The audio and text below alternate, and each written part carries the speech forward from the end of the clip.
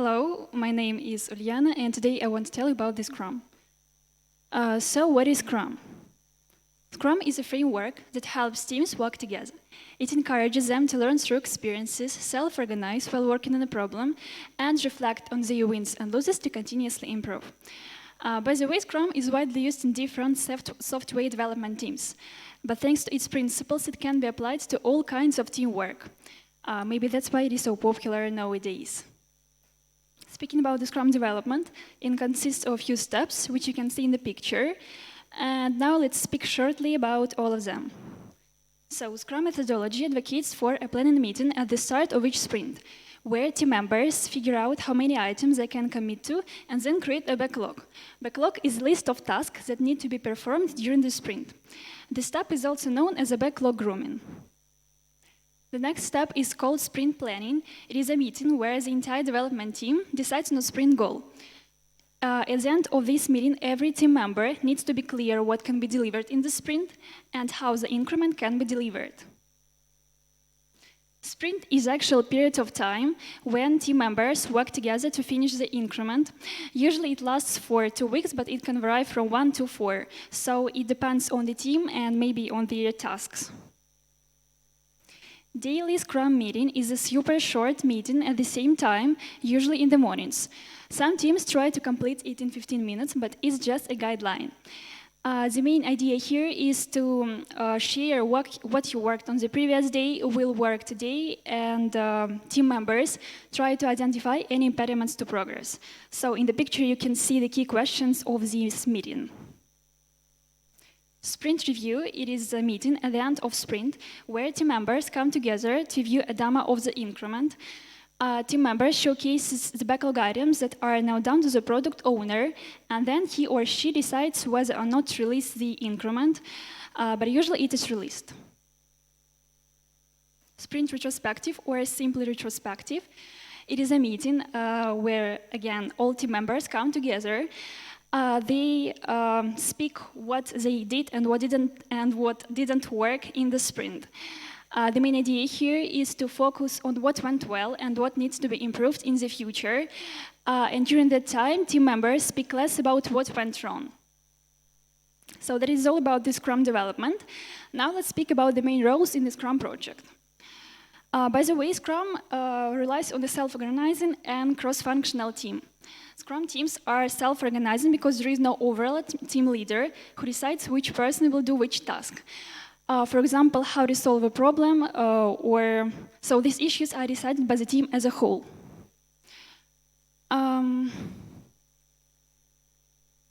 In the picture, you can see the structure of team members.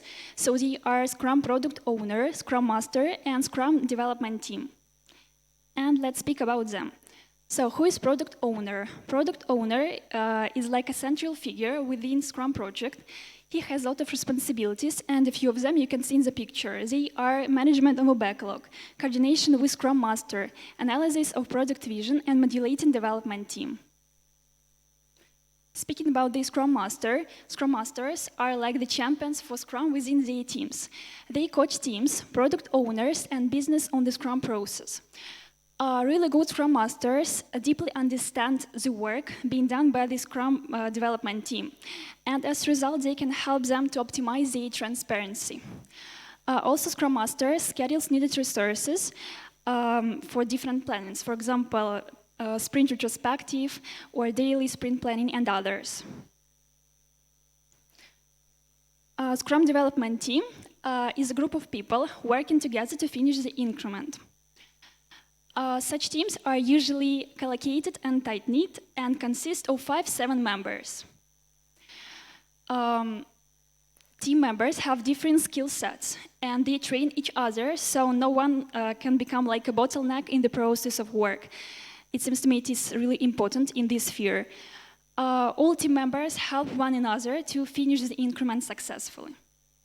So that is all about the Scrum team. You know that all methodologies have their own pluses and minuses. And let's speak about the advantages of Scrum. So I have found a few of them, and you can see them in the picture. So they are quicker release of usable product to users and customers, higher quality, higher productivity, lower costs, a greater ability to incorporate changes as they occur, better employee morale, being able to complete complex projects that previously couldn't be done. And speaking about the disadvantages of Scrum, they are it doesn't care about the final project deadline. It requires team environment and experience. In conclusion, I want to say that from my point of view, Scrum itself is simple. Its rules, roles, different events are easy to understand. By the way, quick releases keep development team or simply Scrum team motivated and the users happy because they can see result in the short amount of time. So thank you for attention. If you have any questions, you are welcome.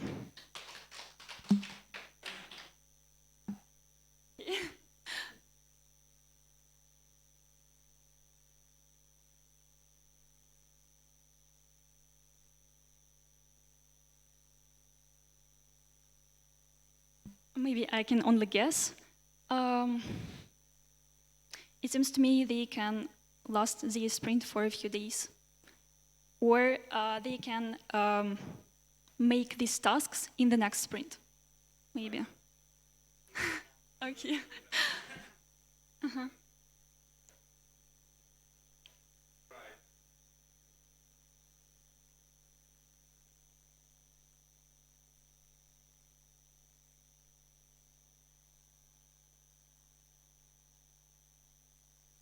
Mhm.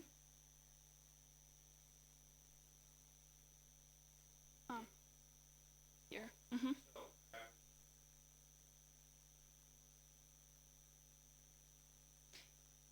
Here, team members discuss what they worked on the previous day, will work today, and they try to identify any impediments to progress. Yeah.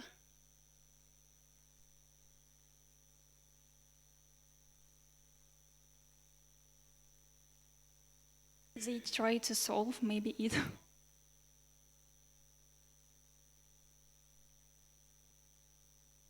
um, I guess it can be.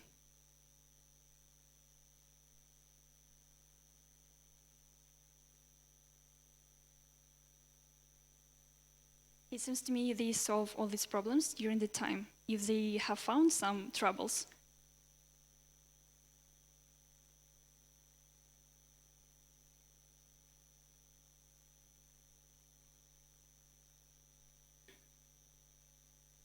Yeah.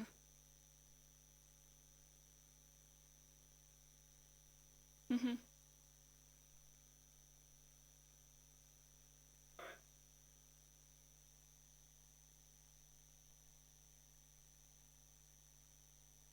Mm-hmm.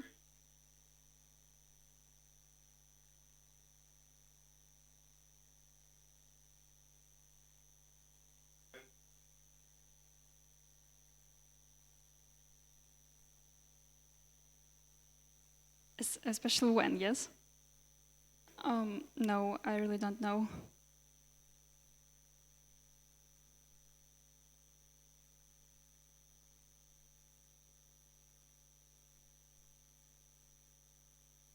Yeah, I heard.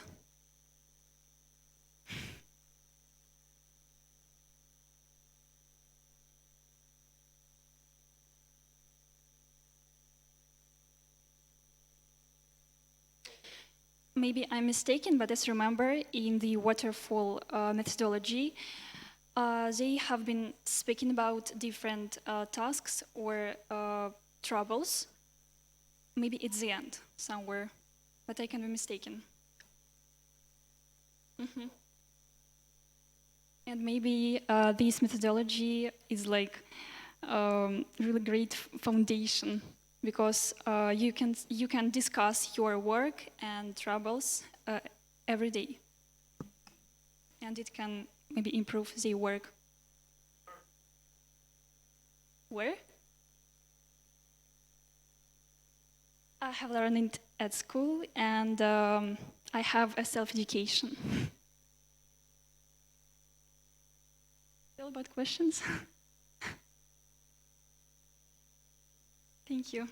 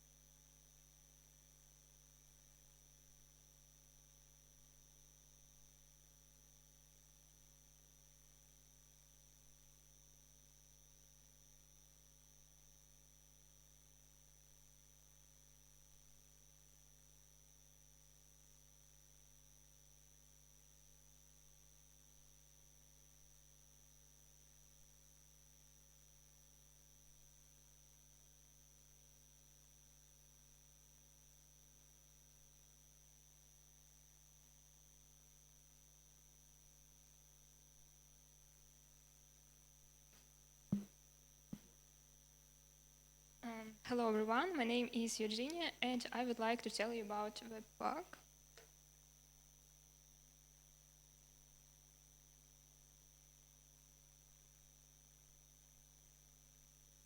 Can you help me? That's no problem.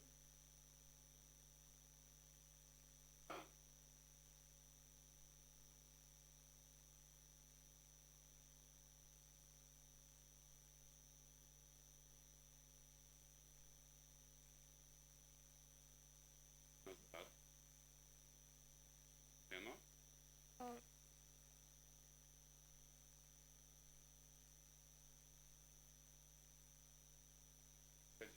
Thank you.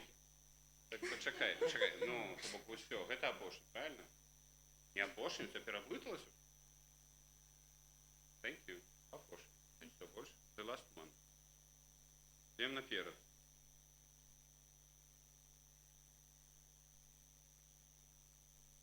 Это першы, да? А вось гэта наступны глядзі. Ён? То есть просто на гэта. а, да. То же самое. Калі ўніз, то это значит, что просто...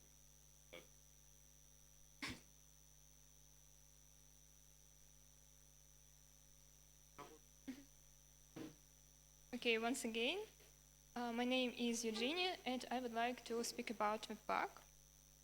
The welcome image on the Webpack start page it defines what is Webpack in the best way. Webpack is a static module bundler for modern JavaScript applications. And what does it do? It takes it takes different assets, different types of different files, JavaScript images like SVG, JPEG, PNG, CSS style sheets, or SAS, or less, all sorts of different files, and combines them down.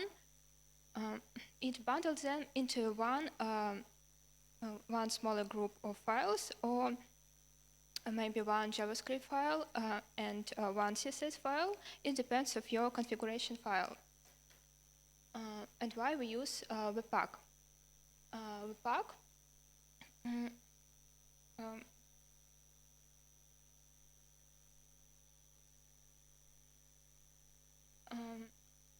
Webpack takes your all your assets, all your sorts, and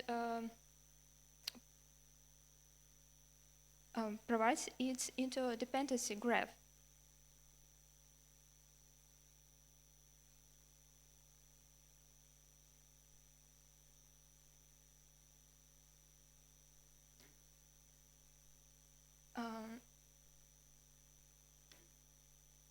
Okay, I'm so nervous. Sorry.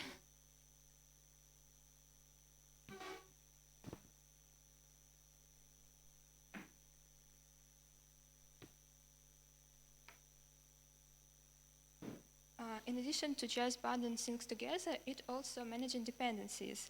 Webpack puts all assets, including JavaScript, images, CSS, fonts, into a dependency graph, which takes, which puts all assets, including Webpack makes sure that code is needs to load first, is loading first. So Webpacks write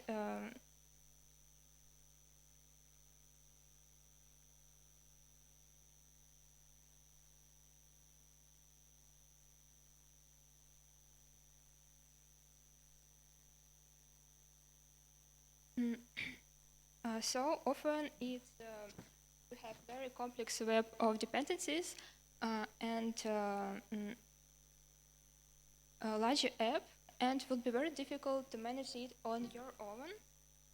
And Webpack did this for us.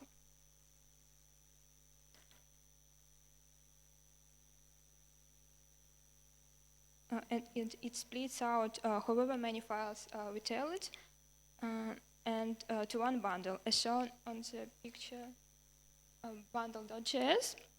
And all we need is to add a script tag into index.html, and Webpack will do it for us.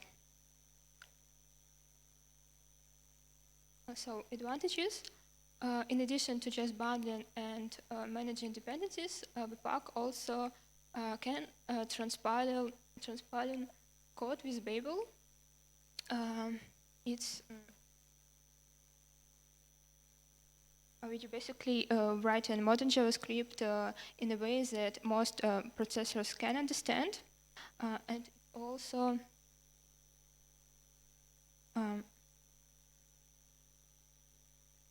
comes with a built-in dev server, which is a blessing for local development. It means you can serve your local application to your browser and to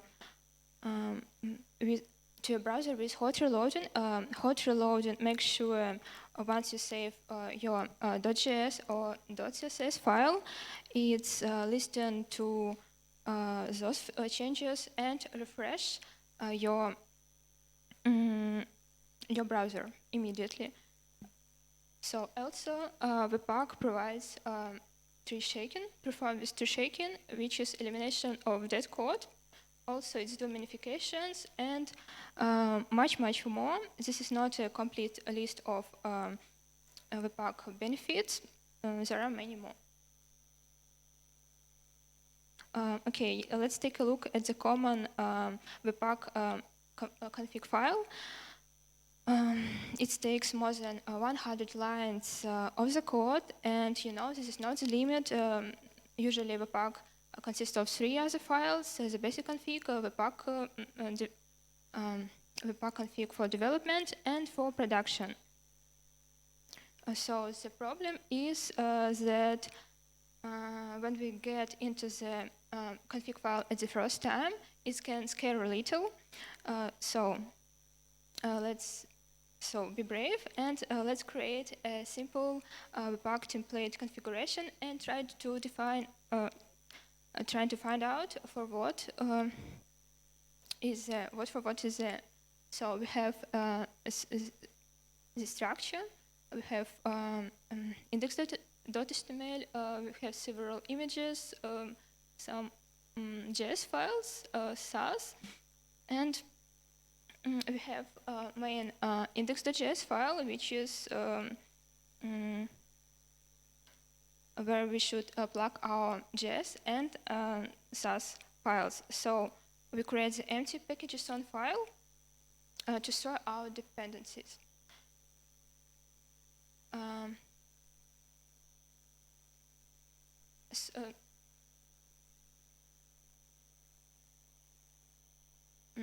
Okay, let's initialize our project with npm and install a Webpack and Webpack command line interface.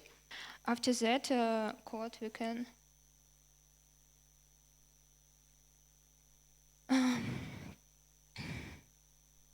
after you have installed the bundle, we can run it with Node.js script by typing npm run build. So it's our, let's create a Webpack basic configuration. This syntax is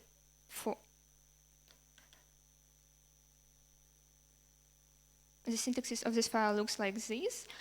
So we are going to export an object and going to have a couple of properties such as mode, export, endpoint, output, module, and plugins. So some words about endpoint. Endpoint by default, the endpoint is /source /index.js, and the endpoint actually tells Webpack where to start this application bundling process. The simple rule one endpoint per HTML page. So for single page application, we use one endpoint. For multiple page application, we use multiple endpoints. Output key contains a set of options instructing Webpack on how and where it should output our bundle.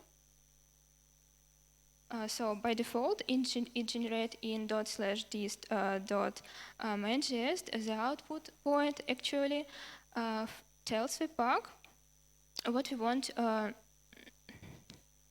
to make when we want to make a file and call it. In our example, we want to create app.js file inside the directory, call it dist, so we can see it. Okay, let's speak about mods. Mods are introduced and in Webpack 4. This mod sets the environment on which Webpack works. You can set the mod to either development or production.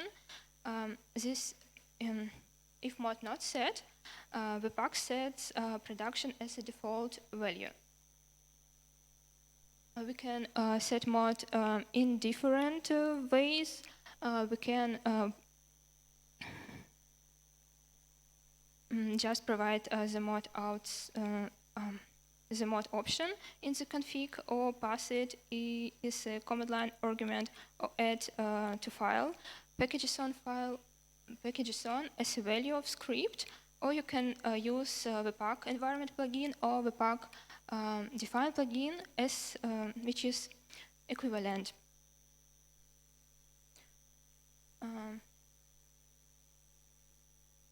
So in our project, we use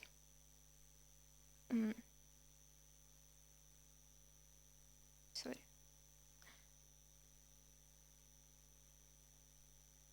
The difference between these mods. So if we build the same project in different mods, we will get the following data. Development bundle is 2.83 kilobytes, and the production mode is 564 bytes. The resulting JavaScript file is smaller in size as because it removes many not needed code in production. So in our thanks for out-of-the-box optimization and minification with Webpack 4. For our project, we set mod development because it builds very fast and provides better debugging experience. I'll speak about loaders. Loaders are the magic or the key for getting Webpack to handle different types of files besides JavaScript, transform them into valid modules that Webpack can understand.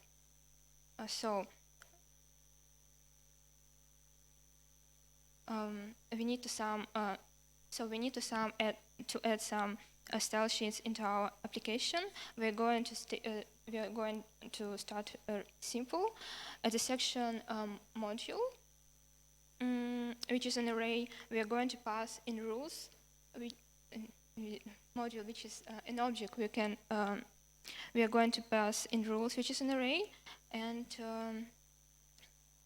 so we can say in test,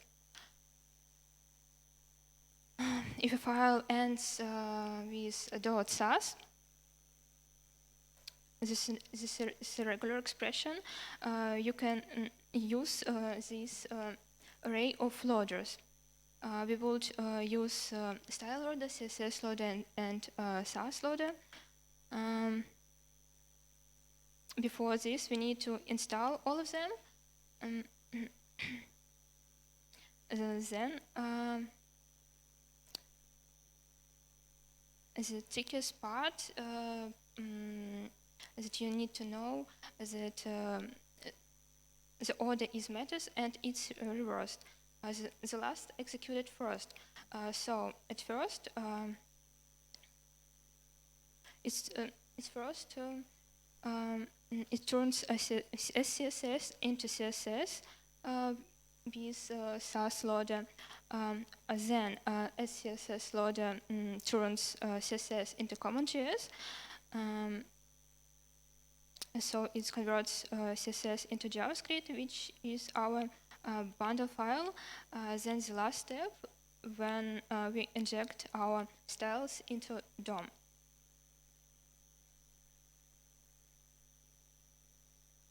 So some words about handling images. Webpack allows us to use images in very convenient way using a file loader. The concept is the same, but we use another regular expression for images. And this is a simple configuration which allows us to import images in our JavaScript like shown in the picture. There are many kinds of loaders for different cases. More loaders you can find at the documentation page. A commonly used loader is Babel, which is used to transpile modern JavaScript to ES5 code. Some words about plugins. Plugins are like loaders, but on steroids. They can do things that loaders can't do, and they are the main building block of Webpack. Plugins make Webpack flexible. They can widely used to bundle optimization, minification, script injection, start emission, and etc. The example plugin is HTML Webpack plugin. It has the job of automatically creating an HTML file and adding the output.js bundle path. So you can use it in many ways. In the first case, we will generate an HTML file for it will generate your HTML file for you. Otherwise, you can define the location of your index HTML file and use it as a template. So Webpack configuration has a lot of useful options, maybe that such as DevTools, DevServer, and other, which maybe I cannot mention. We affected only basics. And I need to say that Webpack is extremely powerful and most popular tool for modern development, and you need to spend a lot of time for studying it. So thanks a bunch for your attention. If you have any questions?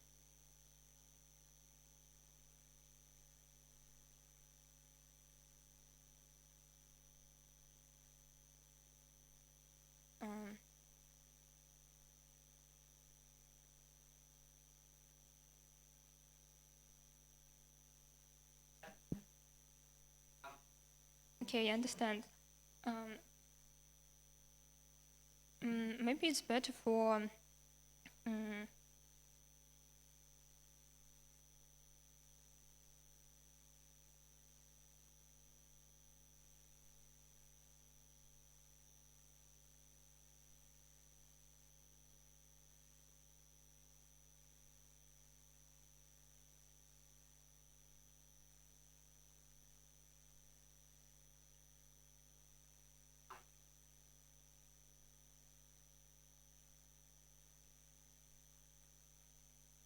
yes.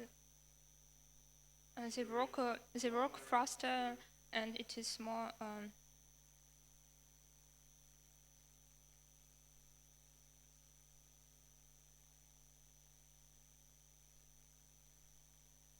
Because it's faster to work for performance.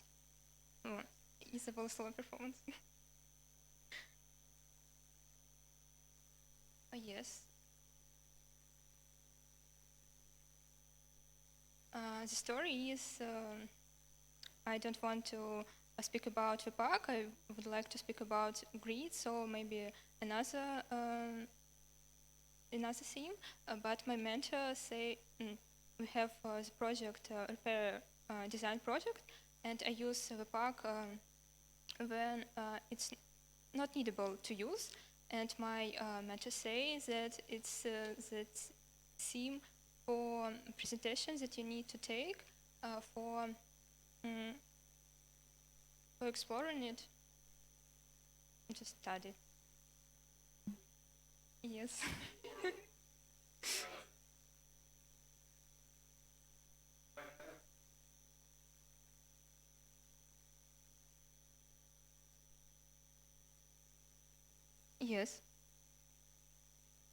I passed basic JavaScript course at HTML Academy. Also, I have markup courses, both.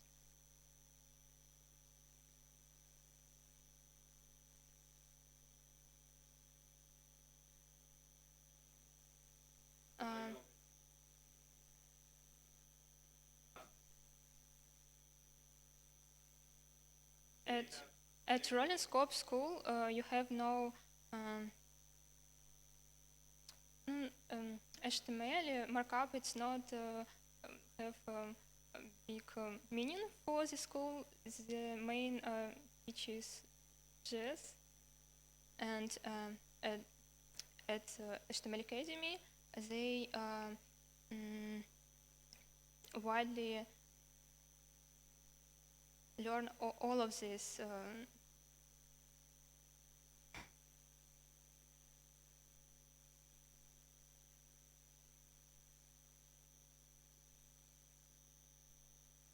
Yes.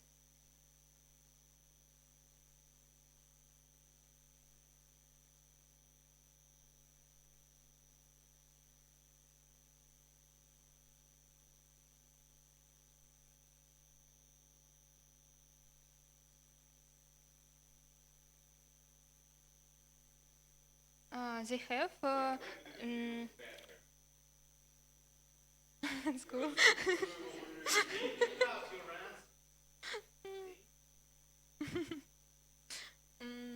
I like a process in the pros courses because they have their good features and RSS school. So teaching.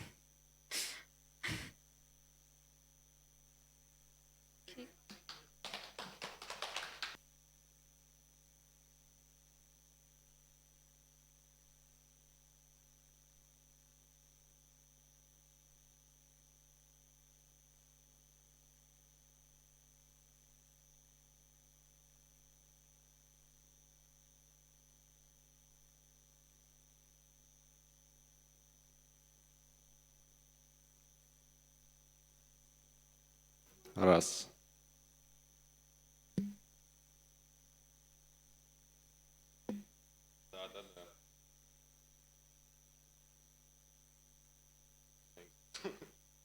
Да. One second. I need to open one. I don't have paper. Yes. I have a file. I cannot do it without paper at all. Yes, without notes. A little bit. I will try. Yes. No, but anyway, okay. My presentation. Hi everyone. My presentation will be about garbage collection in JavaScript.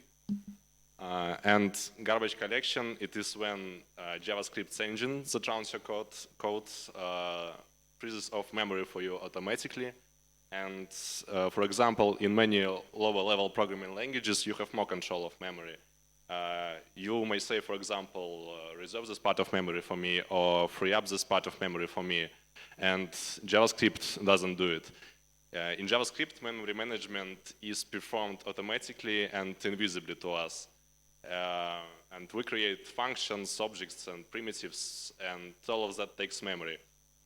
But what will happen when something is not needed anymore, and how does the JavaScript engine discover it and clean it up? The main concept of memory management in JavaScript is reachability.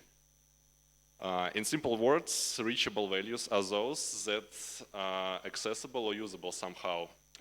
They are guaranteed to be stored in memory, and also there is a base set of inherently reachable values that cannot be deleted for obvious reasons. For example, it is local variables and parameters of the current function, variables and parameters for other functions of the current chain of nested calls, global variables, and some other internal ones as well. These values are called roots, and any other value is considered reachable if it is reachable from the root. For example, if there is an object, меня слышно, если я говорю так? Хорошо. For instance, if there is an object in a local variable and that object has a property that referenced another object, that object will be reachable. And there is a background process in the JavaScript engine that is called garbage collector that monitors all objects and removes those ones that become inaccessible. So let's look at the simplest example. Here the arrow depicts an object reference. Here the global variable user references object with the name John. So it stores a primitive, and so it's painted inside the object. If the value of user is overwritten, the reference is lost. And now John becomes inaccessible, and it has no references to it. So JavaScript will remove it. Now let's imagine that we have copied the user value to admin. Okay, now if we will do the same, then the object would still be reachable because of admin global variable. If we will overwrite admin2, then it can be deleted. Now a more complex example, the family. This function marries two objects by giving them references to each other. And wait, I lost. Yes. Okay, anyway, yeah, it marries two objects by giving them references to each other and returns new object that contains them both. So the structure will look like this. And if we will delete both references, it's not enough to delete only one of them because in this case the object would still be reachable. But if we delete both, then John has no incoming reference and outcoming reference do not matter. It shows that it's really important to be referenced from the root, and any other references, they do not matter. So John is now unreachable and will be removed from the memory with all its data that also became inaccessible. Yeah, so structure will look like this and like this after garbage collector. It is possible that the whole island of interlinked objects will become inaccessible, like this. Let's imagine that we have the same example, like previous one with family. And if we will overwrite family, then the structure will look like this. We can clearly see that object John and N, they both have incoming and outcoming references, but the main reference, they lost it. So in this case, all this island will be removed by a garbage collector.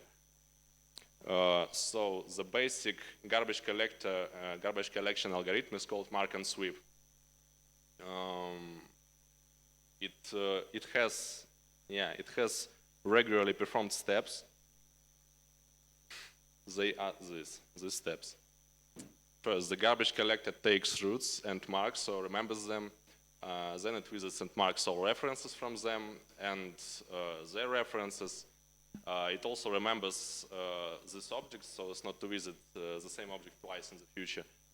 And so on until every reachable references are visited and all objects except marked ones are removed. For instance, let our object structure look like this. We can clearly see an unreachable island to the right side. And now we will see how mark and sweep algorithm works.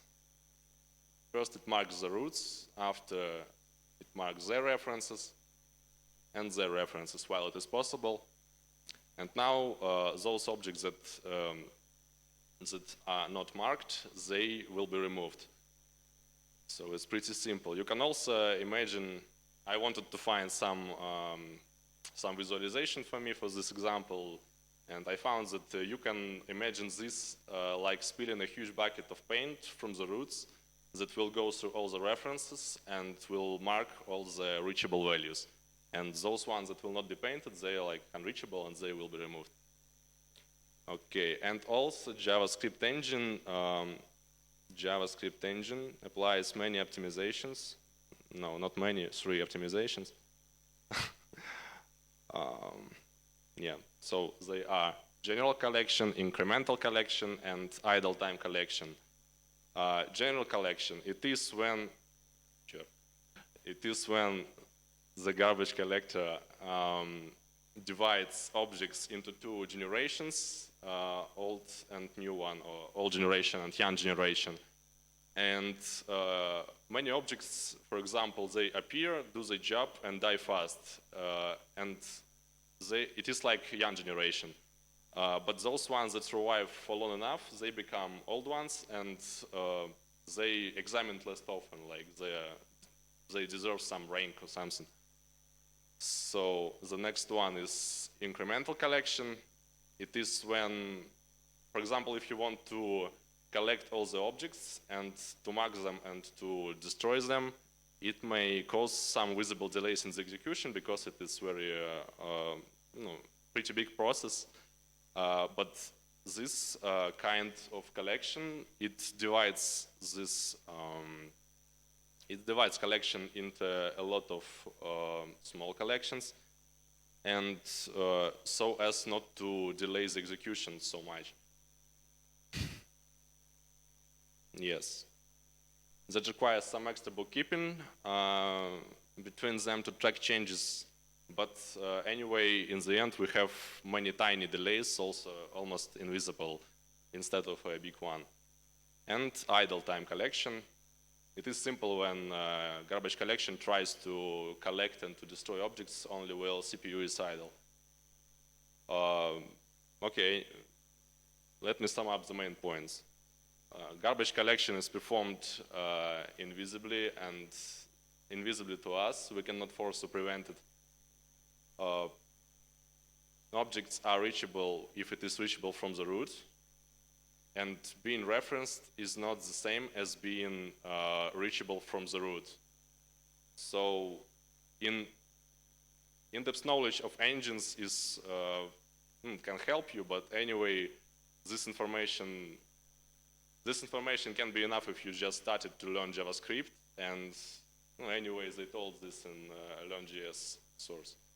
It's like you don't need anymore because JavaScript does it automatically most of the time. Okay, so it was little introduction to this big topic. I hope you enjoyed this presentation. Thank you.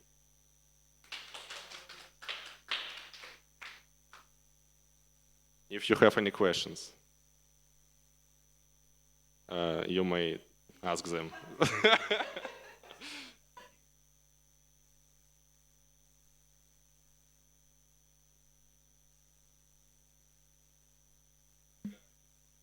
Yes.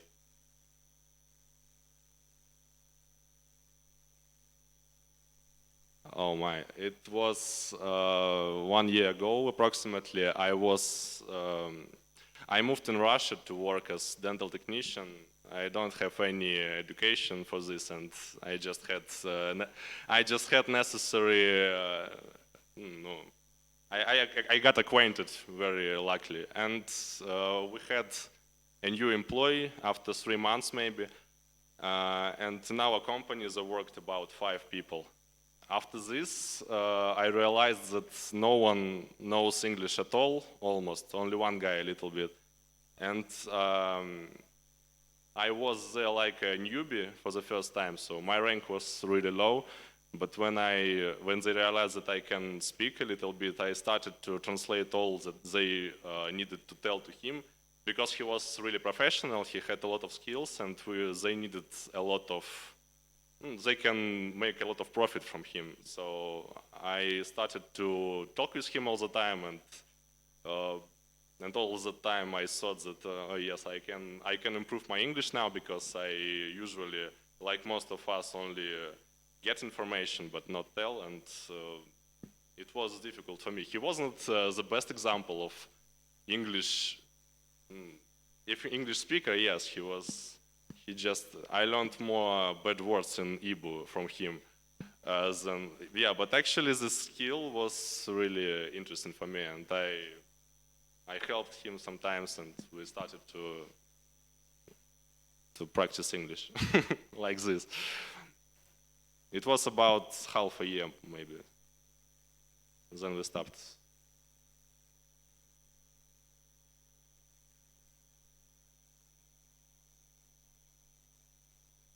One second.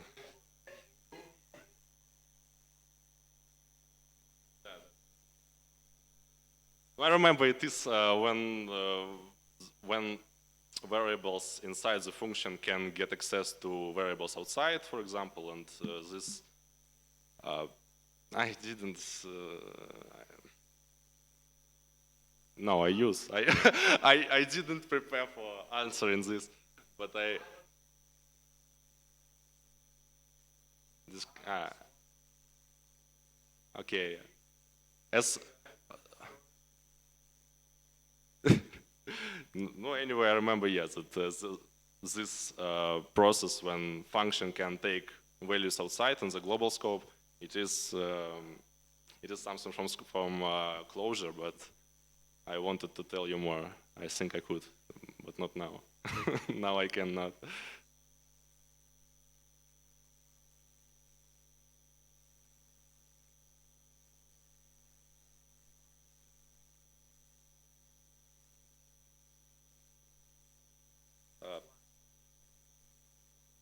I'm confused.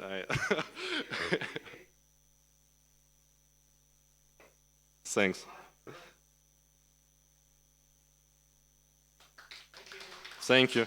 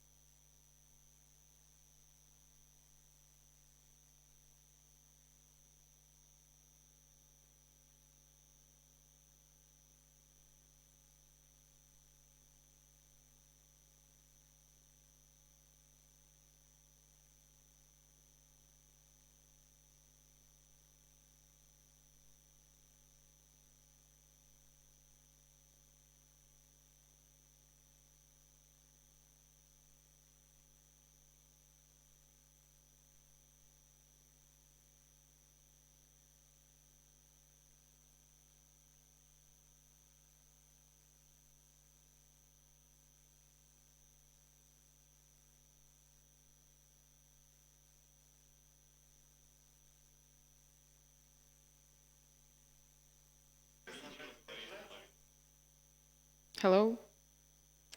Hello, dear friends. My name is Yulia, and I want to tell you about CSS Grid Layout. CSS Grid Layout, aka Grid, is a two-dimensional grid-based layout system, meaning it can handle both columns and rows, that aims to do nothing less than completely change the way we design grid-based user interfaces.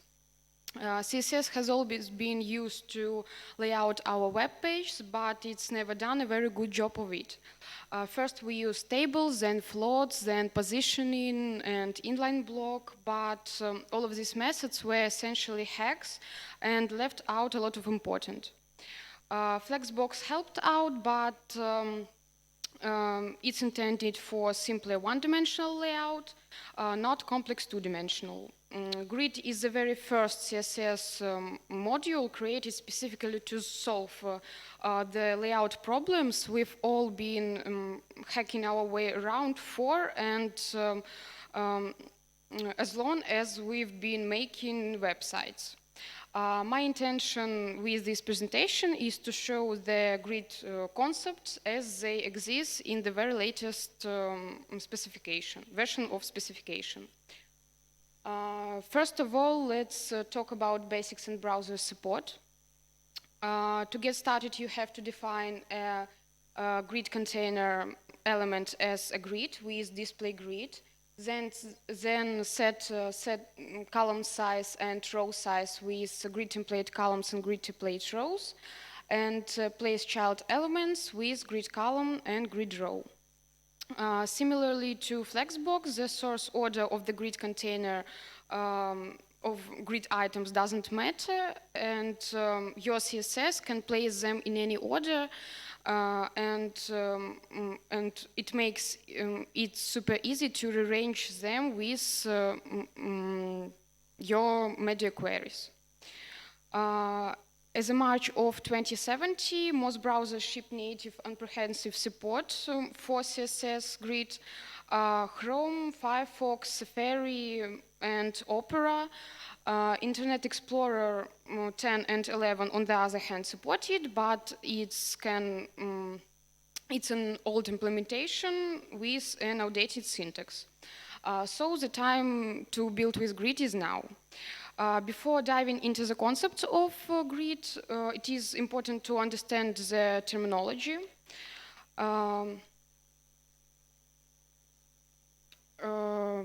Grid container is the element on which display grid is applied. It's a direct parent of all grid items. And in this example, you see the grid container as with class container. The next is grid item, that is the children of the grid container. Here the item elements and grid items, but sub-item isn't. Grid line is a dividing line that makes up the structure of the grid. They can be either vertical and horizontal, and reside on either side of a row or column. Here the yellow line is example of grid line. Grid track is a space between two adjacent grid lines. So you can think of them like the columns or rows of the grid. Here's a grid track between second and third grid lines. Grid cell is a space between two adjacent row and two adjacent column grid lines. It's a single unit of the grid. And here's a grid cell between row grid lines first and second, and column grid lines second and third. Grid area is a total space surrounded by 4 grid lines. A grid area may be comprised of any number of grid cells. And here's a grid area between row grid lines first and third, and column grid lines first and third. Now let's talk about properties for the grid container. Display defines the element as a grid container and establish a new grid formatting context for its content. There are 2 main values, grid that generates a block level grid, and inline grid that generates an inline level grid. The next are grid template columns and grid template rows. They define the columns and rows of the grid with space separated lists of values, and the values represent the track size, and the space between them represents the grid line. If your definition contains repeating parts, you can use the repeat notation to streamline things. The FI unit allows you to set the size of a track as a fraction of free space of grid container. For example, this will set all grid items of grid container as 1/3 the width of grid container. The next is grid template areas that defines a grid template by referencing the names of the grid areas, which are specified with the grid area property. Repeating the names of grid area causes you to causes the content to span those cells. That will create grid that 4 columns wide by 3 rows tall. The entire top row will be comprised of the header area. The middle row will be comprised of 2 main areas, 1 empty cell and 1 sidebar area, and the last row is the footer. Can I roll? No? Okay. The next is grid template as a shorthand for grid template rows and grid template columns. It set these properties in a single declaration, and the value none sets all properties to the initial values. Grid column gap and ring row gap. Grid row gap specifies the size of grid lines, so you can think of it like setting the width of the gutters between columns or rows.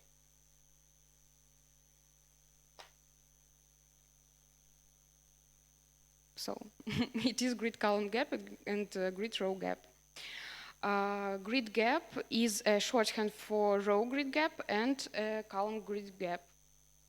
The next is justify items. That aligns grid items along the inline or row axis. This value applies to all grid items inside the container. So starts align items to the to be flush with the start edge of the cell, and align items to be flush with the end edge of the cell. Center aligns items in the center of the cell, and stretch fill the whole width of the cell. Align items aligns grid line items along the block or column axis, and the principle of operation of this property is the same as justify items. The next is the property of justify content.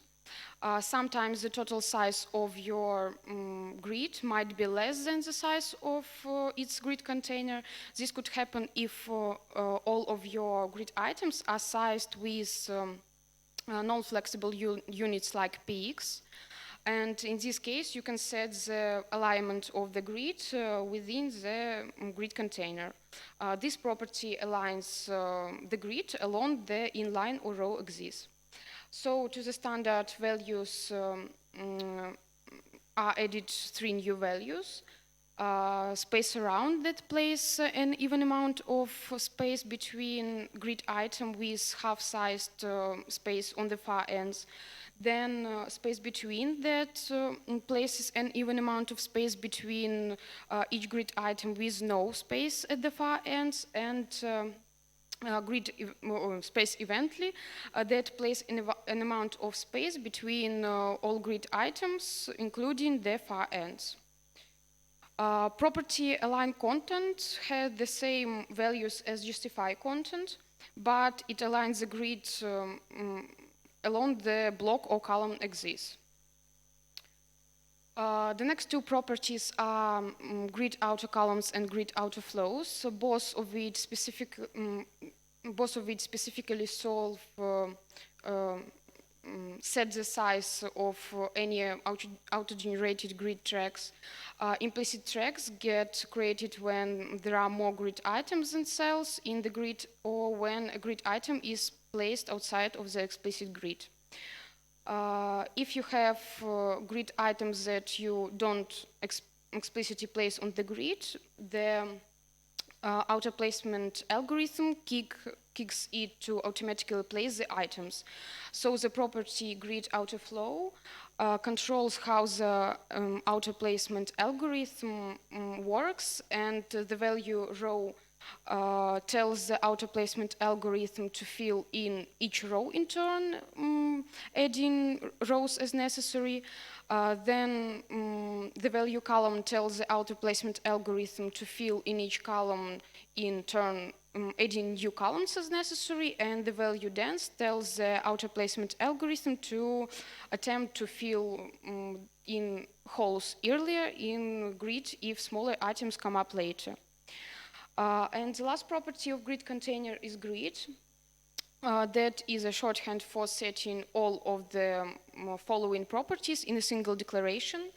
Grid template columns, grid template rows, grid outer flow, grid outer columns, grid outer rows.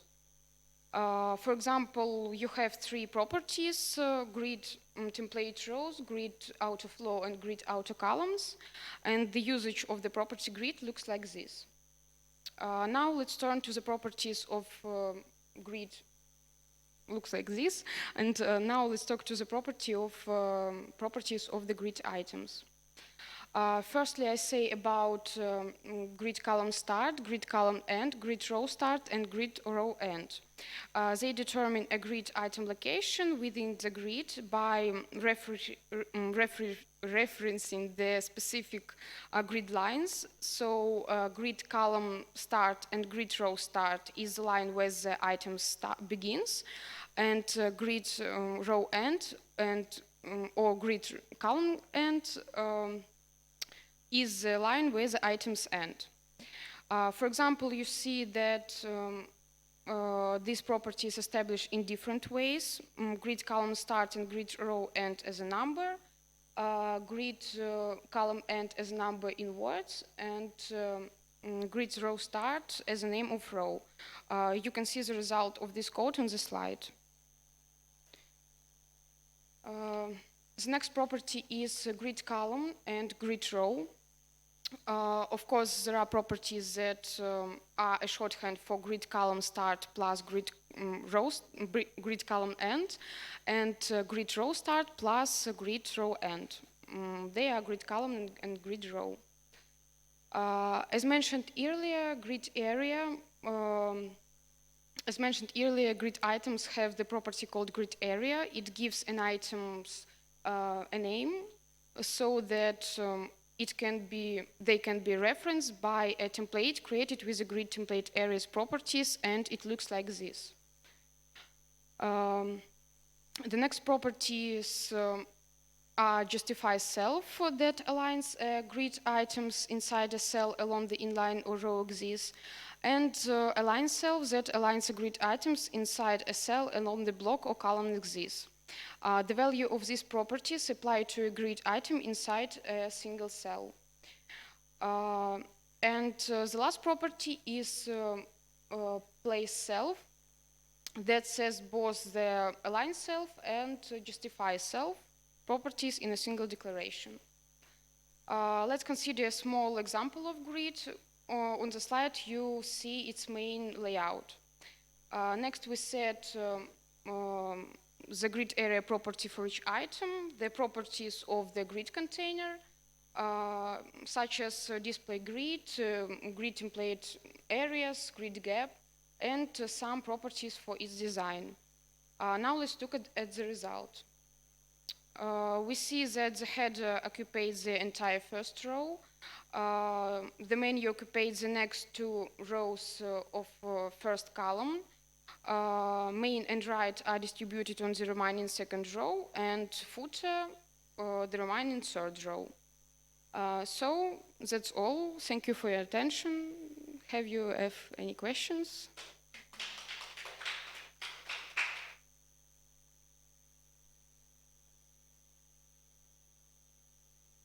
Okay.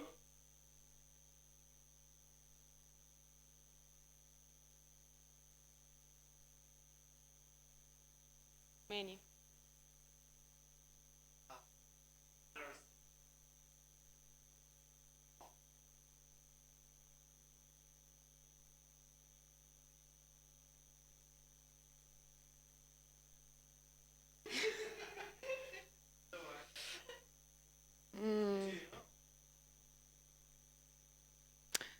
I think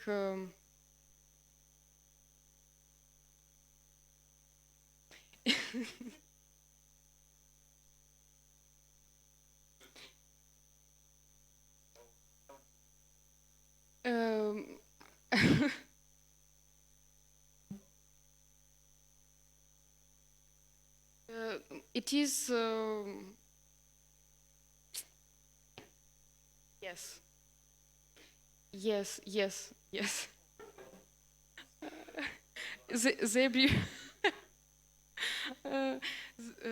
Maybe the shorthand for the CSS grid layout.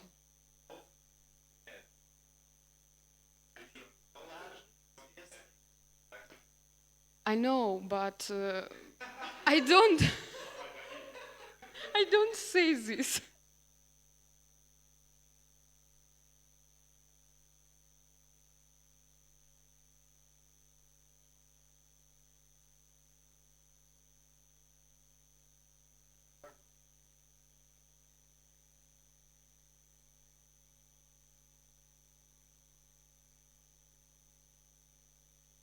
second.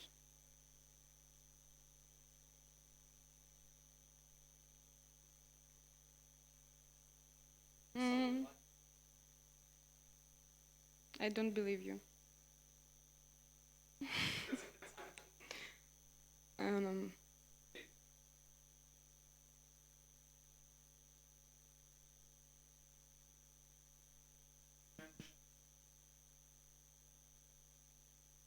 yes, of course.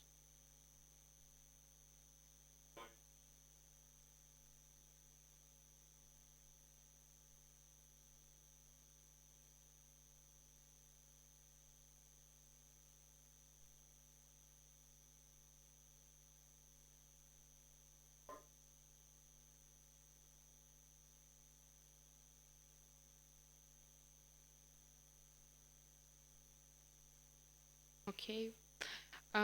This app show the main weather of any cities that you like to see, for example. But when you go to this app, firstly, it takes your location and show you your weather, current weather, and the weather for the next 3 days. And they show the map where you are located, and it can. Yes.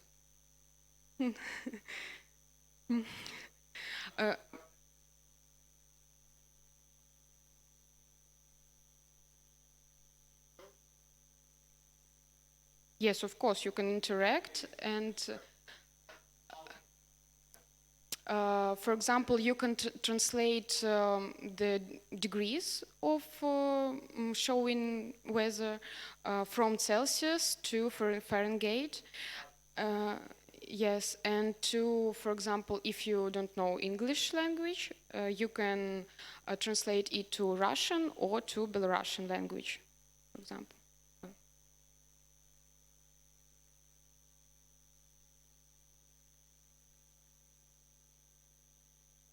Switch.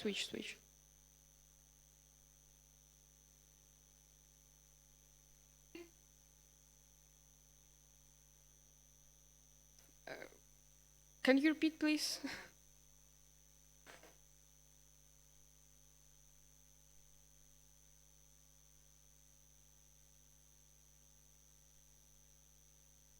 I think no. All.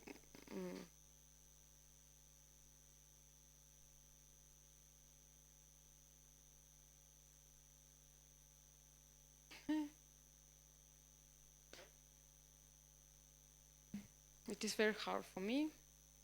I want to write on English. No, I want to write in English, and I do it more well than speaking.